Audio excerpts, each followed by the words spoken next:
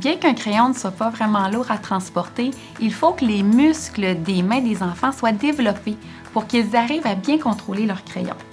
Des mains faibles forcent les enfants à adopter des prises à plusieurs doigts ou des prises très rigides qui rendent la précision difficile ou qui apportent des inconforts. Il est possible de préparer les muscles nécessaires grâce à l'utilisation des mains. D'abord, les jeux actifs comme ceux au parc sont très profitables.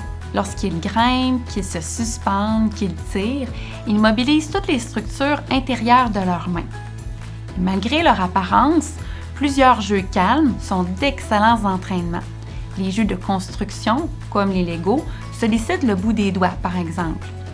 Les crayons de cire laissés de côté ces dernières années sont intéressants à utiliser, car il faut les presser sur le papier pour avoir un bon résultat, ce qui exige une prise solide avec le pouce et l'index. Pour avoir plus de plaisir, on les utilise pour faire de grands dessins qui ne demandent pas vraiment de précision.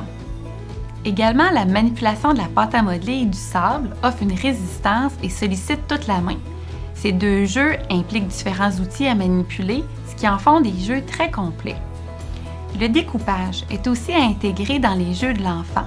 On peut faire des routes ou des ponts pour leur voiture, on taille de la pâte à modeler et on sort les ciseaux à l'extérieur pour couper différents éléments comme des feuilles ou de l'herbe par exemple, pour en faire des potions. Plus le matériel offrira une résistance et plus les enfants travailleront leur force. Sans oublier toutes les manipulations du quotidien, comme lorsqu'ils se boutonnent ou qu'ils ouvrent des contenants de sandwich de shampoing ou qu'ils coupent leur nourriture. Au bout du compte, plus nos enfants manipulent et plus ils préparent leurs mains à utiliser les outils.